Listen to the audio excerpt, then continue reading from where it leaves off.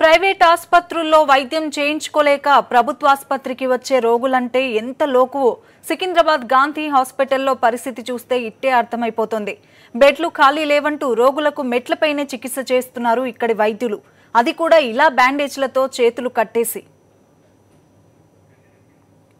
గుర్తు తెలియని వ్యక్తి కాలిన గాయాలతో గాంధీ హాస్పిటల్కు వచ్చాడు.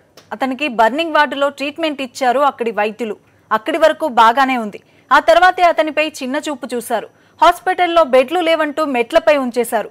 కటిక నేలపై కాలిన గాయాలతో పాపమతను అల్లాడుతుంటే అటు ఇటు మెలికలు తిరిగిపోతుంటే బ్యాండేజ్లతో చేతులు కట్టేసి మరీ ట్రీట్మెంట్ చేస్తున్నారు.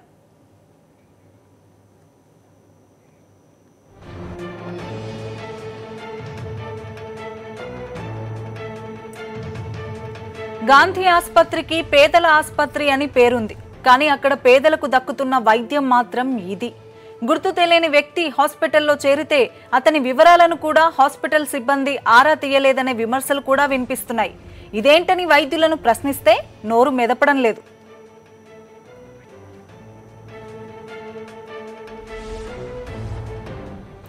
ఓవైపు మంత్రులు మల్టీ స్పెషాలిటీ హాస్పిటల్స్లో నూతన వార్డులను ప్రారంభిస్తుంటే ప్రభుత్వ హాస్పిటల్లో మాత్రం వైద్యం దారుణంగా తయారవుతోంది. సరిపడా బెడ్లు కూడా కరువైన పరిస్థితి. దీంతో ప్రభుత్వ ఆసుపత్రికి వచ్చే నిరుపేద రోగులు ఇలా అల్లాడిపోతున్నారు. క్షణక్షణం నరకం చూస్తున్నారు.